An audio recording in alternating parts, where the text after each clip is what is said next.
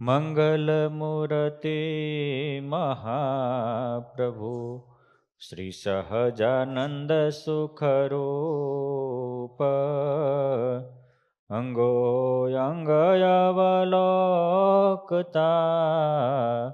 આવે આનંદયનોપ. એવી નખ શીખ મૂર્તિ મારા નાથની ચિંતવતા સુખ થાય. અહો નિશૌરમાં ધારતા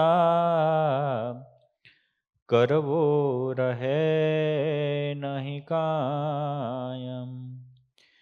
ચરિત્ર સર્વે ચિંતવી મૂર્તિ ધારે મના. કાળ કર્મ માયા તણો તો વ્યાપે નહીં વિઘાનમ. ઓમ શ્રી સ્વામિનારાયણાય નમો નમઃ. શ્રી હરિકૃષ્ણાય ઘનશ્યામાય પૂર્ણ પુરુષોત્તમાય નમો નમઃ. ઓમ આદિગુરુવે સદગુરુ શ્રી ગોપાળાનંદ સ્વામીને નમો નમઃ. શ્રી હરિકૃષ્ણાય ઘનશ્યામાય પૂર્ણ પુરુષોત્તમાય નમો નમઃ. બોલો શ્રી સ્વામિનારાયણ ભગવાનની જય. શ્રી હરિકૃષ્ણ મહારાજની જય. શ્રી ઘનશ્યામ મહારાજની જય. શ્રી રાધારમણ દેવની જય. શ્રી લક્ષ્મીનારાયણ દેવની જય. શ્રી સિદ્ધેશ્વર મહાદેવની જય. 500 પરમહંસની જય.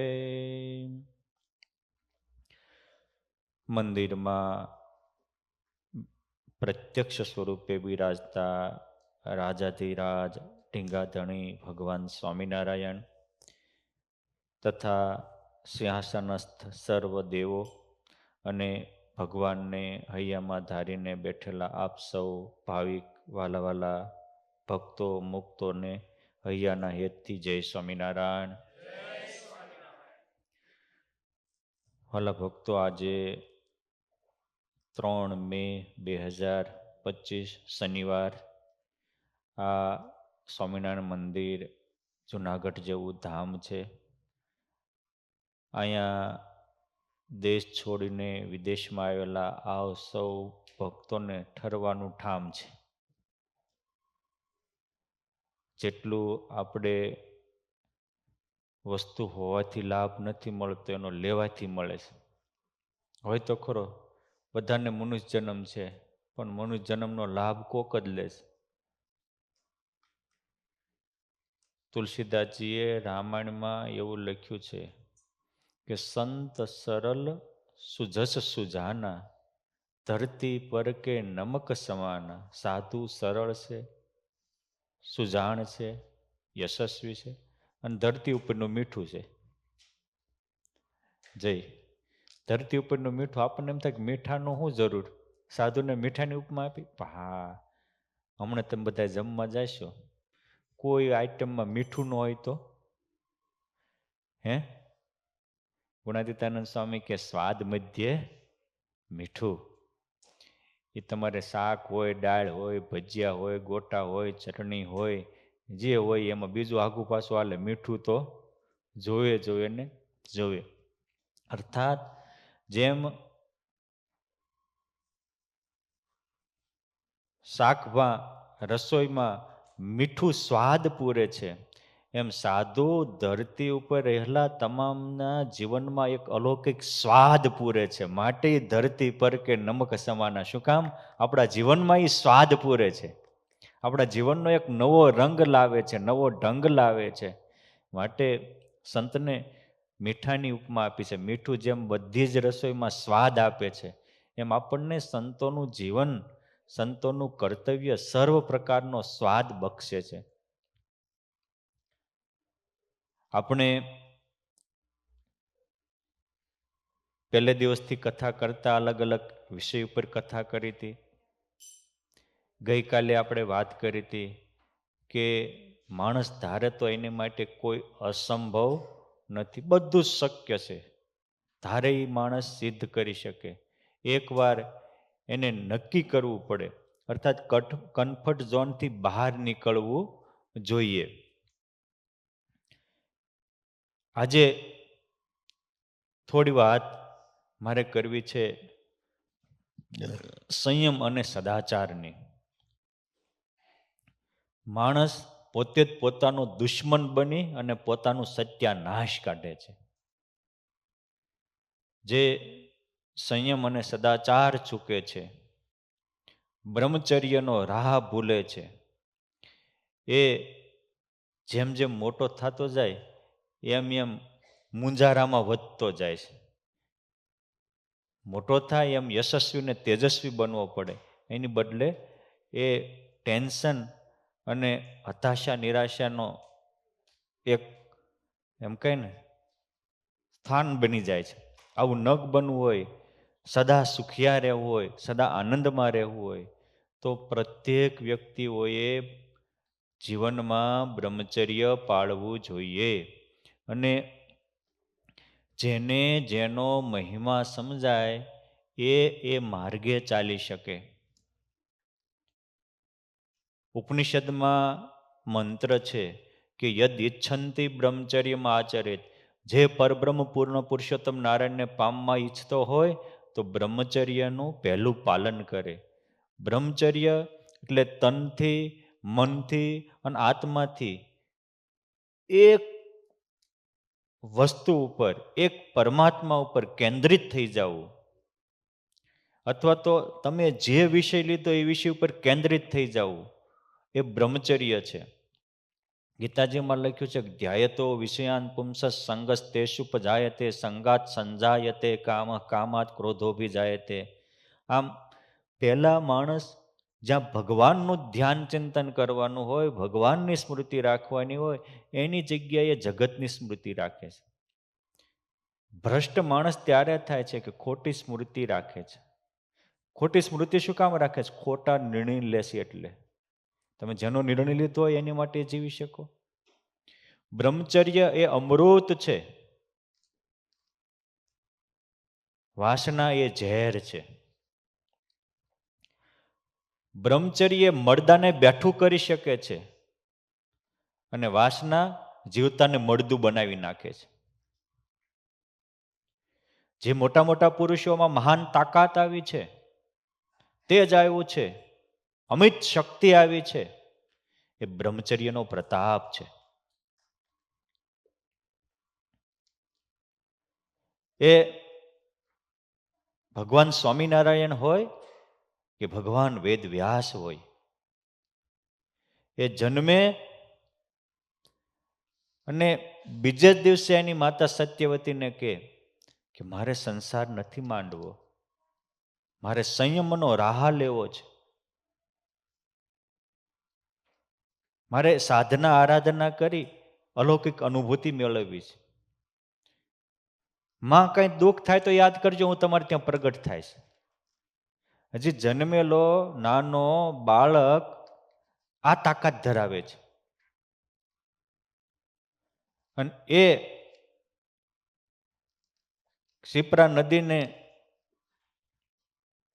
કાંઠેથી હિમાલયની કંદરામાં જઈ અને સાધના આરાધના કરે, સંયમ તન, મન અને પ્રાણ ત્રણેય એકાકાર કરે છે એક વિષયમાં.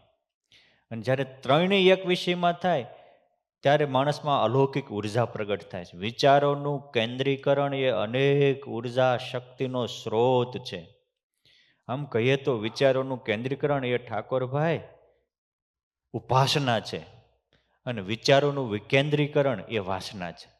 એ વ્યક્તિનો વિનાશ કરનારો છે.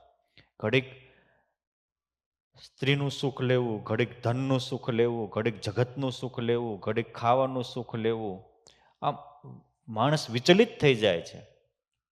ભાગવતજીમાં લખ્યું છે કે કનક કાંતા સક્તા નામ ત્રિલોકામ અપી પ્રાપ્તે નો લેશ શાંતિ. જે સ્ત્રી અને ધનમાં આસક્ત રહે છે ને ત્રણેય લોકની સંપત્તિ પ્રાપ્તિ થાય તો હૈયા હળગતા રહેશે. કાળજામાં ટાટક કરવી હોય તો તમારે સંયમ અને સદાચારનો રસ્તો લેવો પડશે. ભારતથી અહીંયા વિદેશ આવવા માટે વાહનમાં બેસે, એવું તો ઇંગ્લિશ પાવરફુલ હતું નહીં, પણ રસ્તામાં સ્ટીમરમાં અહીં આવે ને ત્યાં ઇંગ્લિશ પાવરફુલ કરી નાખે. ચોપડી વાંચતા જાય ને પાનું ફેંકતા જાય સમુદ્રમાં. ત્યારે રાજુભાઈ મારી જેવા બેઠા છે કે આ તમે વાંચી ફેંકી કેમ દો છો? કે તમારે પૂછવું એ પૂછી લો ને, તમારી પાસે બુક છે બીજી કયા પાનેથી.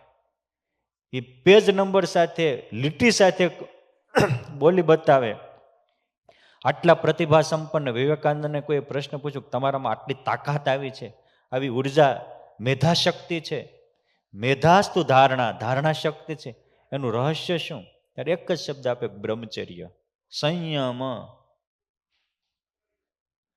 વ્યાસ પ્રભુ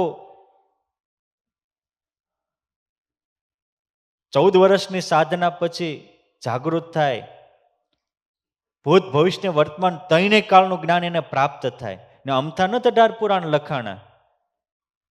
આપણે એક લેટર લખવું હોય ને તો તે ફાંફા પડે છે, પછી કોકનું જોઈને શબ્દ ચોરીને લેટર લખવા બેસવીશ. હે, સતયુગમાં કોને ક્યાં ઘટના ઘટી હતી? એ સતયુગમાં ઋષભદેવ ભગવાનના પુત્ર ભરતજી ચક્રવર્તી સમ્રાટનો રાજ્યનો ત્યાગ કરીને વનમાં જાય ને મૃગલામાં મોહ થાય, એ પાછા મૃગ થઈ જાય. હવે એના 5-5 જન્મની કથા એ લખે. પછી બ્રાહ્મણને ત્યાં વિપ્ર બ્રાહ્મણ રૂપે જન્મે. ગાંડાને કોણ બાપો સંભાળે? હે કેતનભાઈ, ગાંડાને કોણ યાદ કરે? પણ પરમાત્મા માટે ગાંડા કાઢ્યા હતા એની વ્યાસ ભગવાનને પંચમ સ્કંદમાં વિસ્તારથી વાત લખી. અને હજારોના હૈયામાં થાય કે ભગવાન માટે ગાંડા થયા. ગાંડા જ બધા થાય, કોઈ ધન માટે, કોઈ સ્ત્રી માટે, કોઈ જગતમાં કંઈક મોટા થવા માટે. પણ આ બધી સ્મૃતિઓ આવી ક્યાંથી કે આટલા પ્રતિભા સંપન્ન હતા? આ બ્રહ્મચર્યનો તાકાત હતી. નારદજી એક દાસી પુત્ર હતા, પણ સંતના યોગેથી નક્કી કર્યું કે મારે સંયમ અને સદાચારમય જીવવું છે. અન સંયમ અને સદાચાર રાખ્યો, દાસી પુત્ર દેવર્ષિ બની ગયા. ત્રણેય લોકમાં નિરાવરણપણે અવિરત ગતિ થાય. સંકલ્પ કરે અને સૃષ્ટિ ડોલે એટલી તાકાત આવે, ધારે એટલા સ્વરૂપો ધારણ કરી શકે. આ બ્રહ્મચર્યની તાકાત છે. એક ભારતનો હવ કોઈ પોતપોતાના વાડામાં બંધાઈ ગયા હતા. કોઈ એમ કહેતા હું હાચો, કોઈ એમ કહેતા હું હાચો, કોઈ એક કે હું હાચો. એ વખતે આદિ શંકરાચાર્યનું પ્રગટ થયું. સ્વયં શંકરો શંકરો જાત હોય એવું કહેવાય છે. શંકર ભગવાન શંકરાચાર્ય રૂપે થયા, એ પણ એક એમના માટેની કહેવત છે. પણ એ શંકરાચાર્યમાં એ 8 વર્ષના શંકરાચાર્ય અનેક ઉર્જાનો સ્ત્રોત બને, અનેક વિફરેલાને શાંત કરે, વેરાયેલાને એક કરે. એ સંકલ્પ કરે ને બધા પોતાની માન્યતાઓ મૂકી અને એક સાથે જોડાય. એ તાકાત શેમાંથી આવી? 8 વર્ષનો બાળક એની માતાને કહે કે મારે સંન્યાસી થવું છે.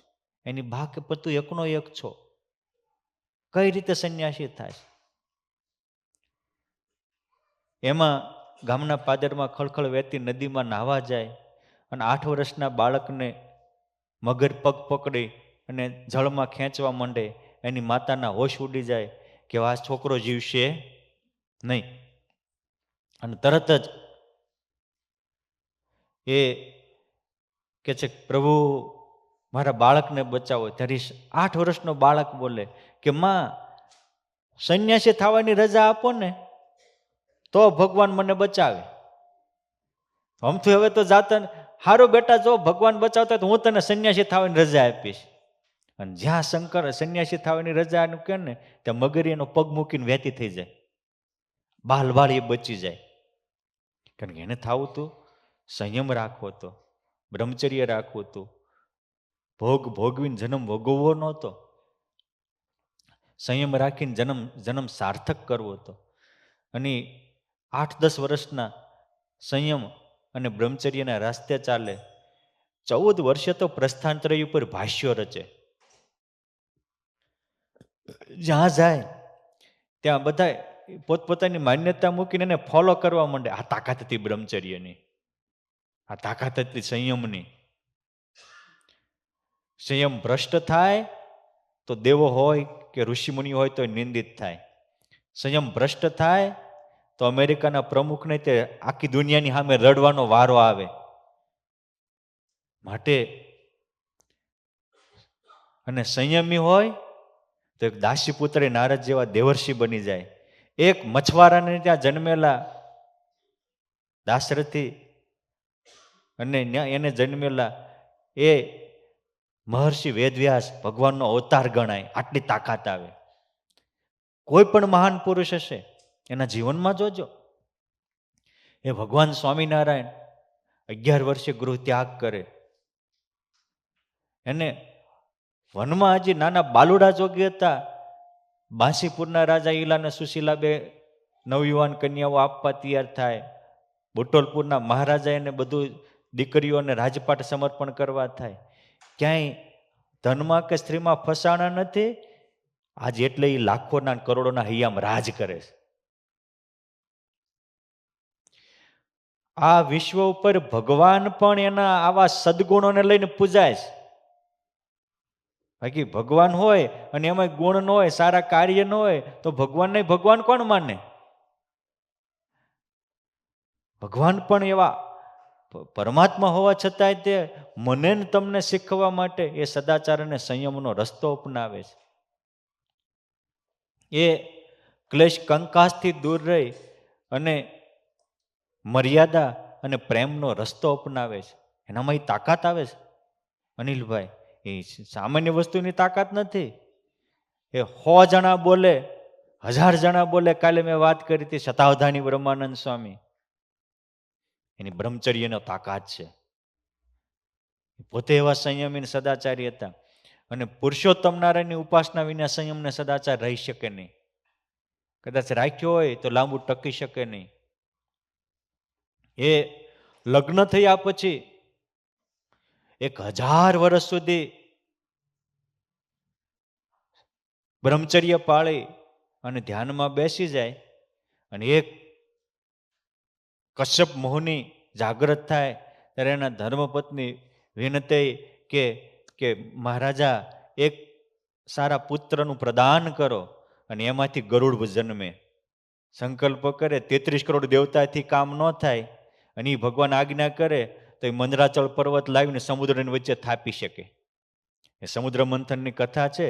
એ દેવતાઓથી નથી હેલ્યો, દૈત્યોથી નથી હેલ્યો. એ ગરુડ જે ચાંચમાં ઉપડે આખો મંદરાચલ પર્વત સમુદ્રને વચ્ચે મૂકે છે, સમુદ્ર મંથન થાય છે. આ તાકાત આવે. એ ગરુડ આવે તો ગમે એવા અસુરો બસુરો ભાગી જાય. પણ ગરુડમાં આટલી તાકાત ક્યાંથી આવી? એના માતા પિતાના સંયમ અને બ્રહ્મચર્ય હતા. ભોગ ભોગવવા માટે નહોતા પરણ્યા. બધાને સારા સંતાનો તો જોતા જ, પણ જેના માતા પિતાએ સંયમ અને સદાચાર પાળ્યા હોય, 12 વર્ષ સુધી એક જગ્યાએ એ અચલેશ્વર મહાદેવના સ્થાનમાં અચળ નિષ્ઠા રાખી માત્ર ફળ ફૂલ ખાય અને એ મોતીરામ ઠાકર અને અદિતાબા એ ભજન સંયમ અને સાધના કરે. 12 વર્ષે આકાશવાણી થાય, હવે તમે સંસાર માંડો, તમારે ત્યાં યોગી પ્રગટ થાય છે. 12 વર્ષની સાધના પછી સંસારમાં જાય ત્યારે ત્યાં ગોપાળાનંદ સ્વામીનો જન્મ થાય. બધાને એવું હોય કે અમારે ત્યાં ગોપાળાનંદ સ્વામી જેવા દીકરા થાય તો સારું, પણ કાંઈક જીવનમાં ઠેકાણું તો આપણું હોવું જોઈએ ને. સારા સંતાનની પ્રાપ્તિ માટે પણ, સમર્થ સક્ષમ સંતાનની પ્રાપ્તિ માટે પણ સંયમ અને સદાચાર અનિવાર્ય છે. માં અંજનીએ 8000 વર્ષ સુધી તપશ્ચર્યા કરી ત્યારે ત્યાં હનુમાનજી જેવા વીર પુત્ર જન્મ્યા છે. અરે ખુદ શંકર ભગવાને પણ પાર્વતી માતા સાથે લગ્ન કર્યા પછી શિવપુરાણમાં લખ્યું છે 86,000 વર્ષ સુધી તપશ્ચર્યા કરી અને એક ધ્યાનમાં બેસી ગયા. લગ્ન કર્યા પછી આપણે લગ્ન પહેલા ભ્રષ્ટ થઈ જાવીશ અંકિતભાઈ, ત્યારે ત્યાં કાર્તિક જેવા વીર પુરુષનો જન્મ થાય. માટે બળવાન બનવું હોય, શક્તિમાન બનવું હોય તો બ્રહ્મચર્ય પાળવું અનિવાર્ય છે. તુલસીદાસજી એવું કહે છે કે પરધન પથ્થર જાણીએ પર નારી માત સમાન, ઇતને સે હરિ ના મિલે તુલસીદાસ જમાન. તમે એક પરધનને પથ્થર જાણો, પરનારીને માતા જાણો, ભગવાન તમારી પાસે નહીં આવે તો હું બાવડું પકડીને તમારા હાથમાં હાથ મિલાઈ દઈશ. ના કરો તો ખરા.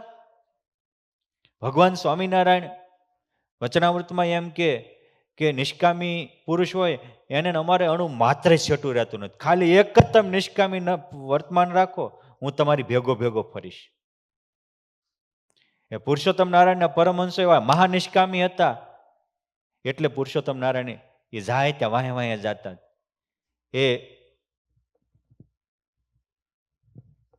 અખંડાનંદ સ્વામી વનમાં એકલા હાલ્યા જતા હોય અને વાઘ આમાં આવે તો ભગવાન એની રક્ષા કરવા દોડી જાય. વાઘ પણ એના મનોબળને બદલી નાખે.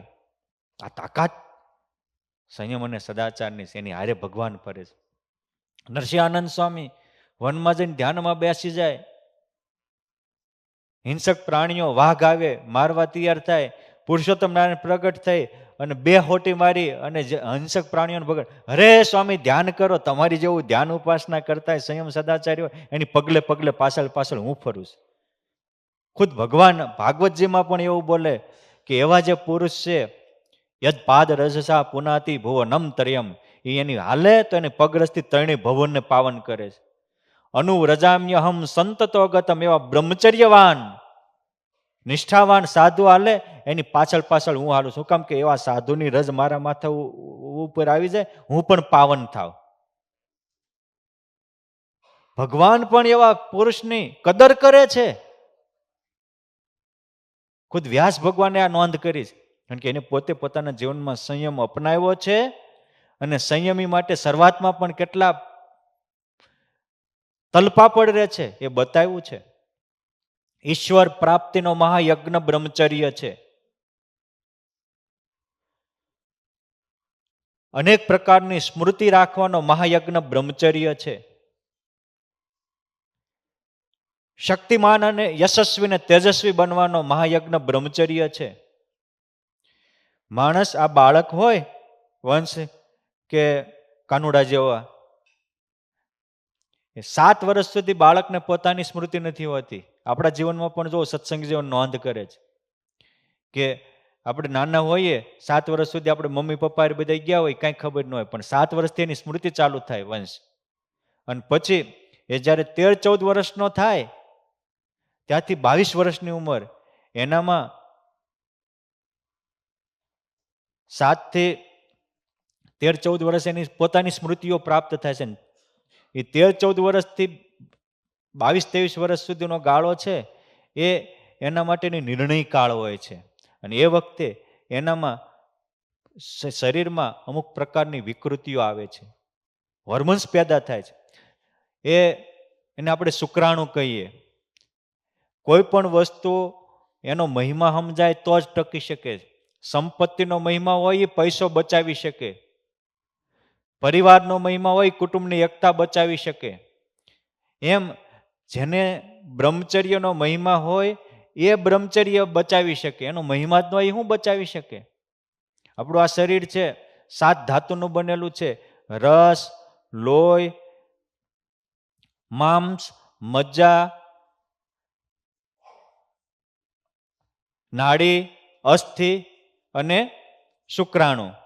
છેલ્લું ધાતુ છે શુક્રાણુ.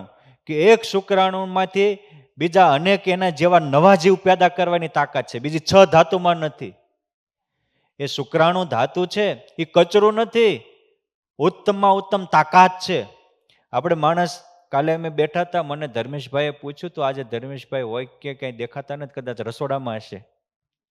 પણ મેં કહ્યું હતું કે આપણે જમીએ, આપ બધા વડીલો છો, રોજનું આપણે લગભગ પાણી પીતા હોઈએ, ખોરાક ખાતા હોઈએ, જમવા બેસીએ તો ખોરાકમાં આપણને ખબર હોય કે ન હોય, પણ ઓછામાં ઓછું 700-800 ગ્રામ ખાતા હોઈએ.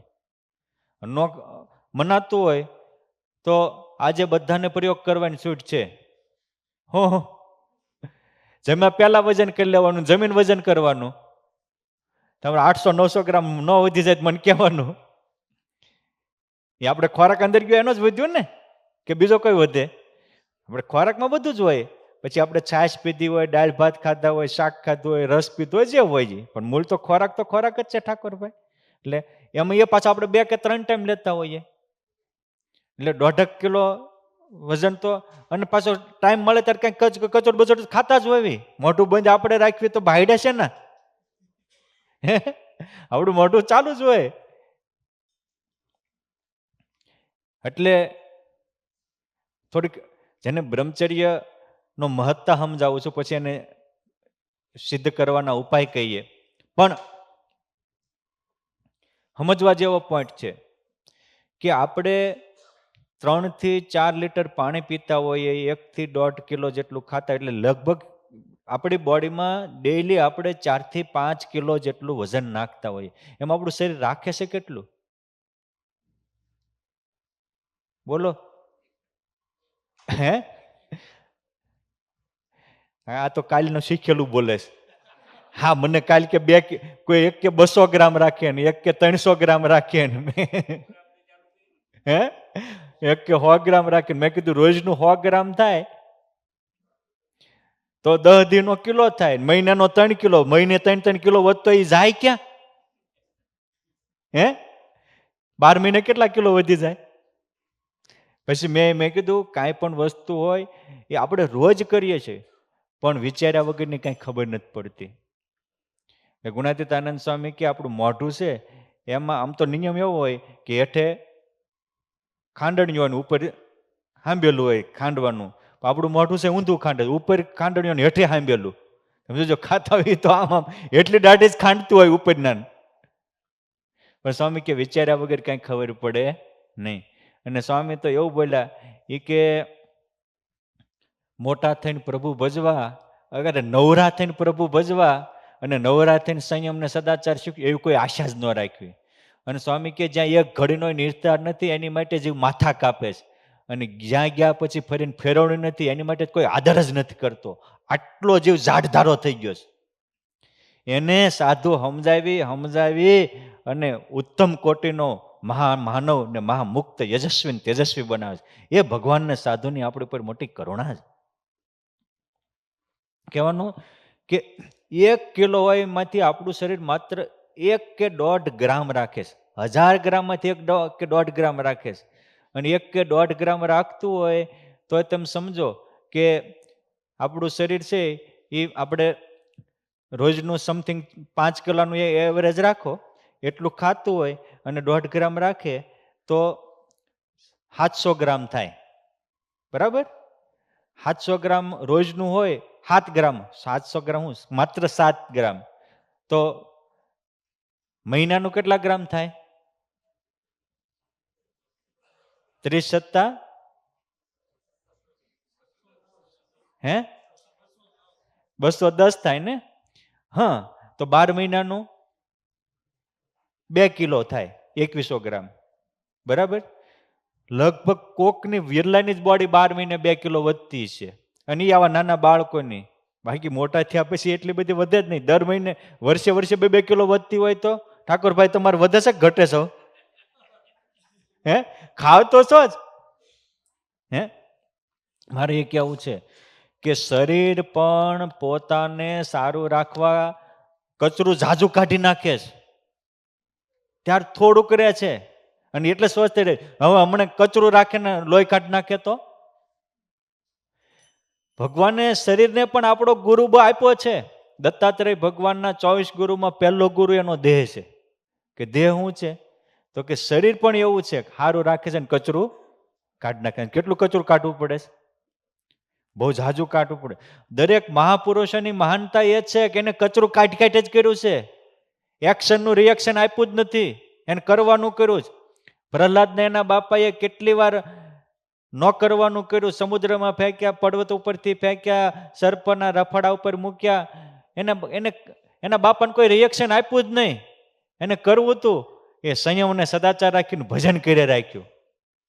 આજે યુગો ગયા તો આપણે એને યાદ કરીએ છીએ. અને આપણે તો રિએક્શનમાંથી એક્શન લઈએ છીએ. ન કરતા હોય તો હાથે કરીને ઊભું કરીએ. આ તમે બધા વડીલો છો, બહેનો છે, બાળકો છે.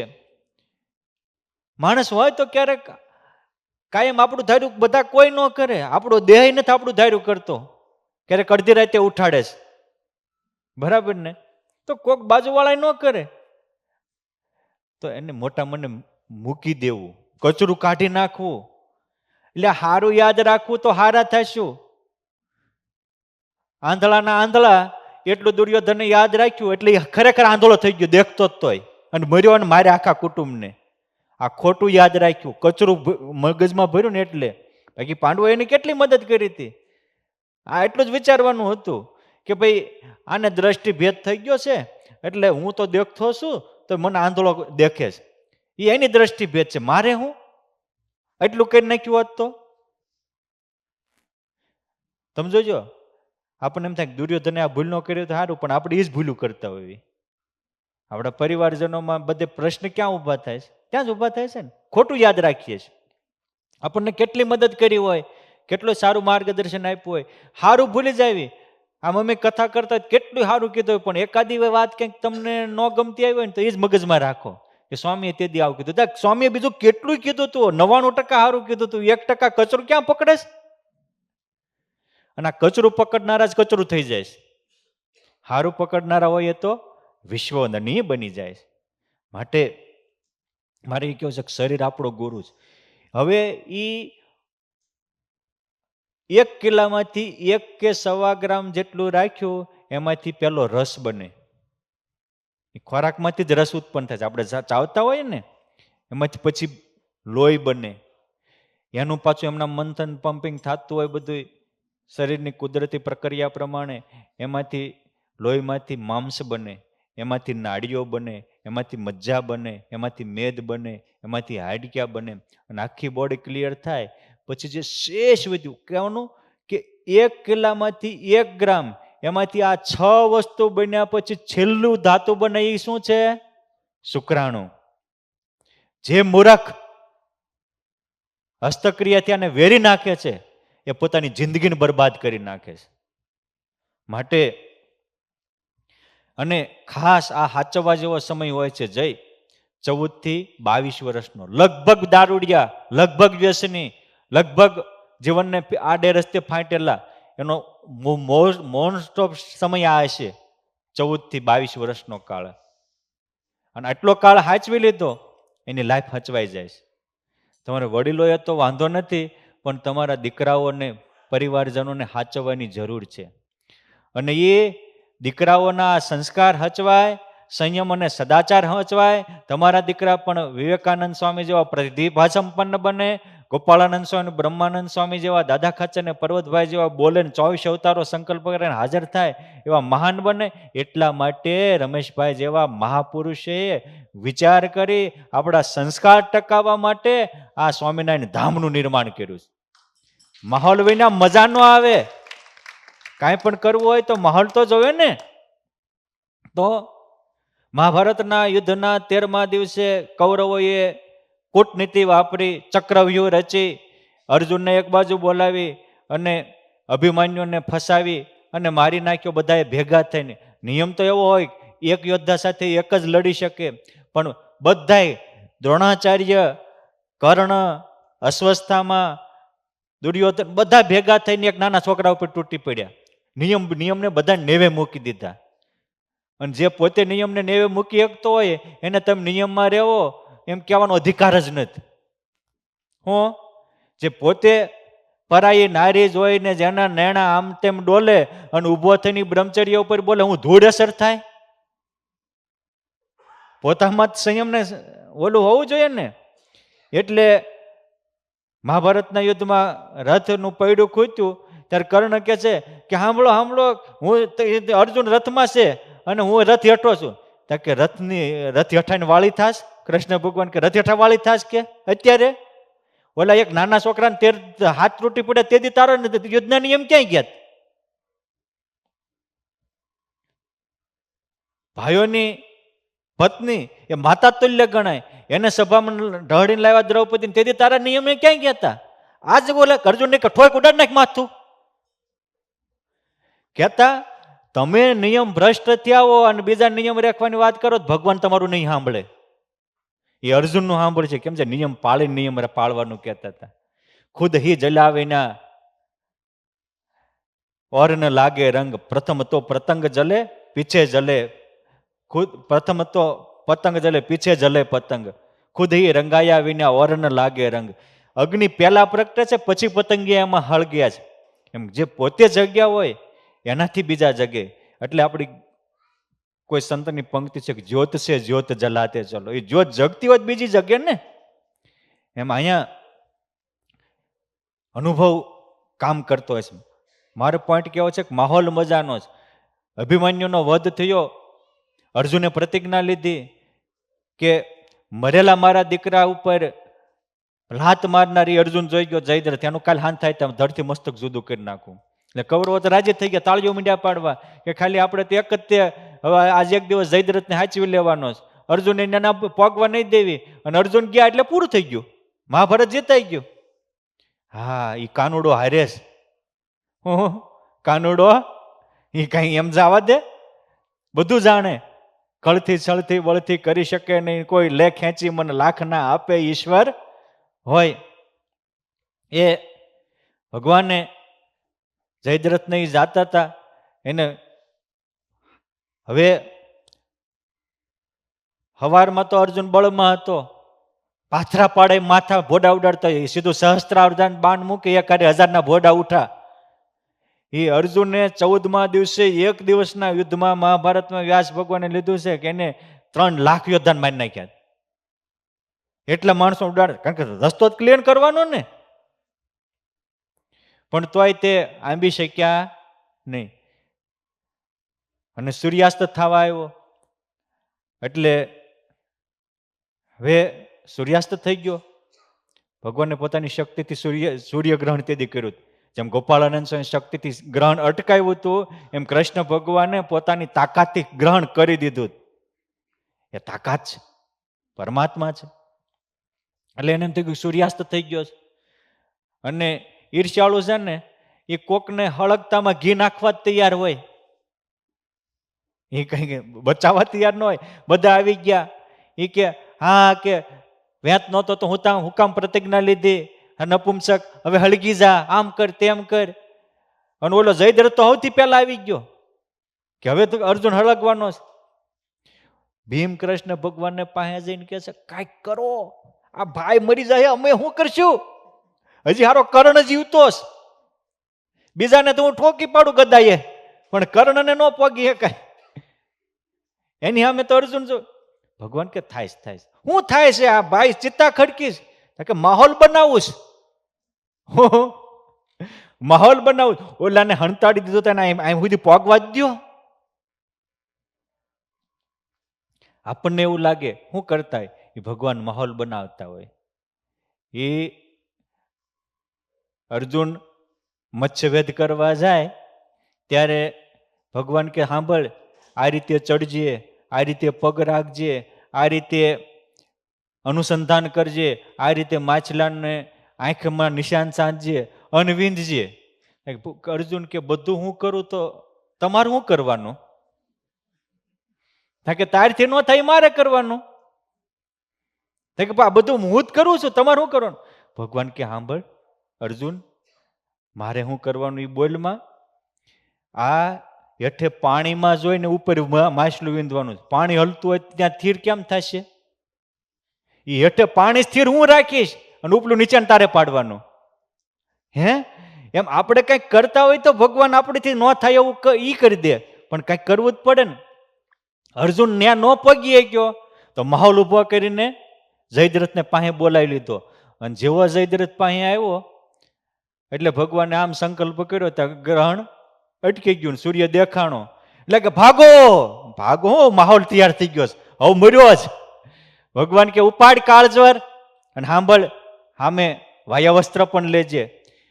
એનો પિતા સિંધુ નદીને કાંઠે તપ કરે છે કે મારો છોકરો મરે નહીં, મારો છોકરો મરે નહીં, અને મારા છોકરાનું માથું કોઈ ધરતી હેઠું પાડે તો એનું માથું ધરતી હેઠું પડી જાય. માટે આ જયદ્રથનું માથું અહીંથી ઉઠાડીને છે સિંધુ નદીના કાંઠેનો બાપ તપ કરે એના ખોળામાં નાખ. જે પરનું ભૂંડું ચાહતા પોતાનું અમંગલ થાય, અંજની સૂતને બાળતા સારી લંકા જલી જાય. આ નિયમ છે. એટલે અર્જુન જે કૃષ્ણ ભગવાનને કીધું એમ માથું ધડથી છૂટું કરીને વાયાસ્ત્ર મૂકી અને એનો બાપ સિંધુને કાંઠે જ્યાં કરતો એના ખોળામાં હવે સીધું તે 10 કિલોનું માથું આવે. આમ નાખ્યું ઓમ નમો શિવાય, ઓમ નમો શિવાય. આ હું આવ્યું ભળદને હેઠું નાખ્યું, ત્યાં એને જ નાખ્યું. હું કામ કરતો હતો તપ કે મારા દીકરાનું માથું કોઈ ધરતી ઉપર નાખે એનું માથું તૂટી જાય. તૂટી ગયું. બાપ દીકરો બે અચ્યુતમ કેશવમ થઈ ગયા. હે માટે સુખી થવું હોય તો સારું કરો. મારે એ કહેવું છે કે આપણે અહીં ભજન ભક્તિ કરી શકીએ. અહીંયા બધા જ અલગ અલગ સ્થાનોમાંથી, અલગ અલગ ગામોમાંથી અહીંયા આવ્યા હોય, પણ એક જગ્યાએ બેસીને આપણા પરિવારને સંસ્કારી બનાવી શકીએ, આપણા પરિવારની એકતા જાળવી શકીએ. એટલા માટે રમેશભાઈ જેવા વિરલ પુરુષે મહેનત કરી તમને બધાને સાથે રાખી અને આ મંદિર રૂપી મોટો માહોલ બનાવ્યો છે. આનો લાભ લેજો તમે. આ માહોલ છે. અને સંયમ અને સદાચાર રાખવો હોય તો પણ માહોલ જોવે. અહીં આવો તો તમને આ બ્રહ્મ વિદ્યાના પાઠ શીખવા મળે, બીજે ક્યાં શીખવા મળે? આ માહોલ છે સારો. માટે આ માહોલની મજા લેજો, જીવન મજાનું બની જાય છે.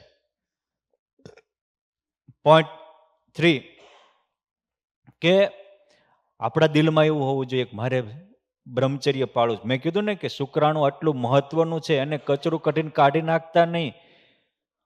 હળગ તો અગ્નિ હોય એમાં પેટ્રોલ નાખો, અગ્નિ ઓલાક વધે? હે વધારે તે ને. એમ આપણા જન્મો જન્મની હૃદયમાં કામરૂપી વાસના ભડકતી હોય એમાં તમે ન જોવાનું જોવો.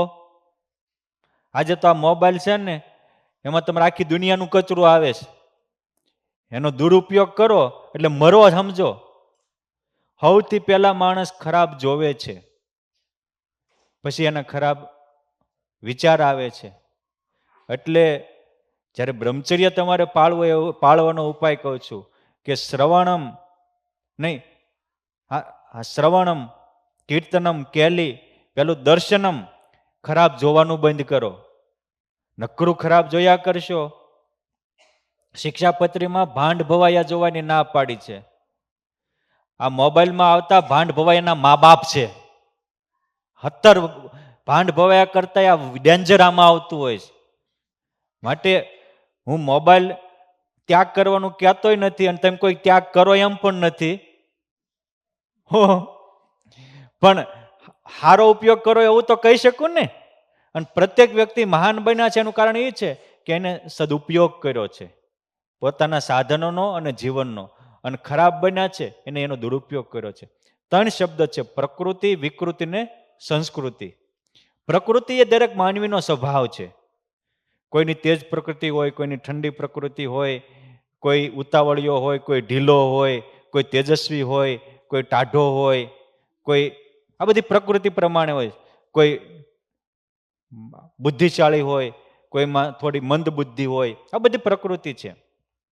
પણ પ્રકૃતિ એનો સદુપયોગ કરો તો એ પ્રકૃતિ સંસ્કૃતિ બની જાય, અને પ્રકૃતિનો દુરુપયોગ કરો તો એ પ્રકૃતિ વિકૃતિ બની જાય. વિકૃતિ વિનાશ કરે અને સંસ્કૃતિ સંરક્ષણ કરે, શક્તિ પ્રદાન કરે, દિવ્ય જીવન પ્રદાન કરે, તેજસ્વીતાને યશસ્વતા પ્રદાન કરે.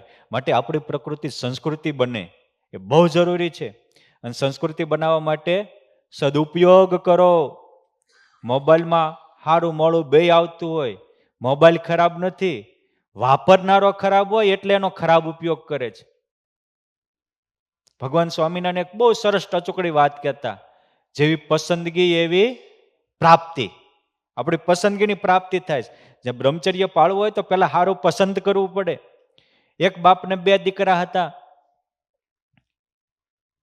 એક દીકરો દારૂ, વ્યસન, વ્યભિચારની લતે ચડી ગયો. એના પત્ની, એના પરિવારજનો પણ એને ધિક્કારે. એક દીકરો સદરસ્તે ચડ્યો તો આજુબાજુના 5 ગામના એને પૂછીને કામ કરે, એટલો પ્રતિષ્ઠિત થયો. મોટા મોટા નિર્ણયો લેવા હોય સરકારને તો પણ એની સલાહ લે. એક જ બાપના 2 દીકરા, એક લાખોનો લાડીલો થયો અને કુટુંબમાં પણ ધિક્કારને પાત્ર થયો. એટલે કોઈ ઠાકોર દાદા જેવા વડીલને વિચાર આવ્યો, ખરા એક બાપના દીકરામાં એટલો બધો ડિફરન્સ કેમ થઈ ગયો? આનું કંઈક રહસ્ય જાણવું પડે. એટલે પેલા જેના પરિવારના સભ્યો પણ તિરસ્કાર કરતા હતા ત્યાં ગયા. એને પૂછ્યું કે તમે આ તમારું પરિવાર પાયમાલ થઈ ગયો, અત્યારે સાસવારે તમારે ઘરે ઝઘડા ને કજિયા થાય છે, આનું કારણ મારા બાપો. સીધું શું? તમારા બાપાએ તને, અરે એ કે હું નાનો હતો ને મારા બાપા બીડીયું પીતા હતા, દારૂની બોટલ મારી પાસે મગાવતા હતા, હું લેવા જતો હતો, પરસાદીનું કરતો આવતો હતો, થોડુંક ચાખતો આવતો હતો. મારા બાપા પીતા હતા એટલે મને આ લત લાગી ગઈ. અને પછી મારા બાપાએ પીને મારી બાને ક્યારેક મારતા હતા એટલે મને મારી પત્નીને મારવાની ટેવ પડી ગઈ અને એમાં અમારું કુટુંબ બરબાદ થઈ ગયું. આ મારામાં કુસંસ્કાર આવ્યા એનું કારણ મારા બાપા છે. ઠીક, ચાલો ઓલા છોકરા પાસે ગયા કે તારો ભાઈ, તારા એના પત્નીને પુત્ર થઈ એનાથી થાકી ગયા છે. અને અમુક તો એવા હોય હો. મને 4 મહિના પહેલા તે ત્યાં એક ભાઈ રાજકોટમાં મળ્યા હતા. મને કે ગામ નામ વ્યક્તિનું નામ સાથે મને કીધું તું, બધાનું નામ દેવાય ને, કોને કોને ક્યાં શેડા અડતા આપણને ખબર ન હોય. પણ એના ઘરના એના સભ્ય મરી ગયા 47 વર્ષની ઉંમરે. કેટલા વર્ષની ઉંમરે? આખા પરિવારે શેરો બનાવીને ખાધો ને બધાને વેચો, ખારું કર્યું ગયો. કેવું જીવન કર્યું હશે? રિયાલિટી શેરો બનાવ્યો હો. મરી ગયો એની પાછળ શેરો બનાવ્યો. કારણ કે કેદું ના માનતા છે કે આ જાય તો કંઈક અમને શાંતિ થાય. માટે જબ તું આયે જગત મેં જગ હસે તુમ રોય, એસી કરની કર ચલો તુમ હસે જગ રોય. એવું કંઈક કરીને જાઓ કે આપણે હસતા હોવી અને પાછલા વાળાને એમ થાય કે આ વિયા ગયા હોય, અમારું શું થશે? પણ આપણી હારે રહેતા હોય એને એમ થાય કે આ ખોખું જાય ઘર ચોખ્ખું થાય. એવું જીવન ખોખા જેવું, કચરા જેવું ન કરતા. ઓલા ભાઈ નાના દીકરા પાસે ગયા, પૂછ્યું કે તમે એટલા પ્રતિષ્ઠિત છો, સરકાર સુધી સલાહ તમારી લેવા આવે છે, આપનું આવું દિવ્ય આદર્શરૂપ જીવન છે, આનું કારણ પરમ પૂજ્ય મારા પિતાશ્રી. જો ઓલો ઓલો હું બોલ્યો તો, આ શું કે છે? પરમ પૂજ્ય મારા પિતાશ્રી. તમારા પિતાશ્રીએ તમને એવા શું સંસ્કાર આપ્યા કે તમે આટલા બધા આગળ વધી ગયા? હું નાનો હતો, ભણતો હતો, મારા પિતાશ્રીને વ્યસન, દારૂ, ખરાબ બોલવું આવી કુટેવ હતી. ઘણીવાર નિર્દોષ મારી માતાને મારતા હતા. એના ઘરાણા વેચીને દારૂ પીતા હતા. મારી મા એકાંતમાં રડતી હતી. આ જોઈને મેં પ્રતિજ્ઞા કરી કે આવું જીવન કોઈ દી ન જીવવું, કે જેને કારણે પોતાના દોષને કારણે બીજાને દુઃખ આવે. મારે જીવન એવું જીવવું છે કે આપણને જોઈને બીજાને સુખ થાય. જો એકે હું લીધું, ગુણ લીધો, સારું પસંદ કર્યું તો લાડીલો બની ગયો. અને એકે મારા બાપા કરતા તો હું કરું છું, એટલે આંધળું અનુકરણ ન કરાય. સારું હોય એ શીખાય. ભગવાને આપણને એ કીધું છે કે દત્તાત્રેયની પેઠે સારું ગ્રહણ કરો. એટલે આપણી પસંદગી આપણને પ્રાપ્ત થાય છે. આપણે મંદિરમાં આવી, ભગવાનના દર્શન થતા હોય, આરતી થતી હોય, અહીં તમને જમાડતા હોય, ક્યારેક આપણી ઈચ્છા મુજબ ન મળ્યું, લો આજે તો હારા ભજીયા નહોતા, ઘરે જઈને ખાજે, અહીં જે બનાવ્યું જમી લે ને, આટલું તો મળે છે. સારું એ મારું કરી અને નકરું ખાવા સામી દ્રષ્ટિ ન રાખવી, સંસ્કાર સામી દ્રષ્ટિ રાખવી, સદાચાર સામી દ્રષ્ટિ રાખવી, આપણે જીવનમાં કંઈક ઉન્નતિ થાય છે એની સામી દ્રષ્ટિ રાખવી. બરાબર ને? એટલે પહેલું સંયમ પાળવો હોય તો હળગતા અગ્નિમાં ઘી નો નાખો, વધશે. એમ એક તો આપણા જન્મની વાસનાઓ અંદરમાં હળગે છે, અન પાછું એને બાહ્યથી ન જોવાનું જોઈએ, ન સાંભળવાનું સાંભળીએ, ન અડવાનું અડીએ, અને પછી એની જ વાતો કરીએ. કેલી શ્રવણમ કીર્તન એની વાતો કરીએ કે ફલાણાની દીકરી આ ને ફલાણાની આ, પછી કામનો કીડો બની જઈએ અને જિંદગી આપણી કીડા જેવી બની જાય. માટે આ ભગવાન સ્વામિનારાયણે પણ વચનામૃતમાં કીધું કે જેને સંયમ રાખવો હોય, બ્રહ્મચર્ય રાખવો હોય, એને નેત્ર અને ક્ષોત્ર આ બેને ખાસ કાબુમાં રાખવા. કોને? નેત્ર અને ક્ષોત્ર બે. આંખથી ન જોવાનું, ન જોવું, કાનથી ન સાંભળવાનું, ન સાંભળવું. જે માણસ પોતાના ભગવાનને આપેલા બોડીનો જિંદગીનો સદુપયોગ કરે છે, જિંદગી જીતી જાય છે. જિંદગી એટલે શું? તો આપણી બોડી જ આપણી જિંદગી છે. શું? આપણી શરીર છે, બોડી છે, એ જ આપણી જિંદગી છે. જિંદગીનો સદુપયોગ એટલે આંખનો સદુપયોગ, કાનનો સદુપયોગ, હાથનો સદુપયોગ, વાણીનો સદુપયોગ, મનનો સદુપયોગ, બુદ્ધિનો સદુપયોગ. બુદ્ધિથી સારા નિર્ણય લો. હું બ્રહ્મ છું, મારામાં પ્રગટ પરબ્રહ્મ છે. હું આત્મા છું, મારામાં પ્રગટ પરમાત્મા છે. હું મુક્ત છું, પુરુષોત્તમ નારાયણથી યુક્ત છું. આ સારા વિચારો કરો. આપણને ભગવાને ચેલેન્જ આપી છે, સિંહનાદ કરીને કહ્યું છે કે નિજાત્માનમ બ્રહ્મરૂપ માનો. તમે નાના નથી, આપણે શિયાળિયાના સંતાન નથી, સિંહના સંતાનો છીએ. માટે આ થોડોક પુરુષોત્તમનો પાવર એ આપણા જીવનના આવા નાના મોટા આપણું મન ચેતતું હોય તે છેતરપિંડીથી બચાવી શકે છે. માટે આજે આ સેટરડેની સભામાં મારે તમને ખાસ એ કહેવું છે, સંયમી બનજો, સદાચારી બનજો. આવો માહોલ આપ્યો છે તો આ મંદિરનું બધા લાભ લેજો અને આપણા જીવનને ધન્ય બનાવો. એવી તમારા સૌમાં શક્તિ, ભક્તિ, સમજણ પુરુષોત્તમ નારાયણ અને મુક્તો પ્રદાન કરે એવી મહારાજ અને મુક્તોના પાવન ચરણોમાં પ્રાર્થના સાથે અસ્તુ. જય સ્વામિનારાયણ.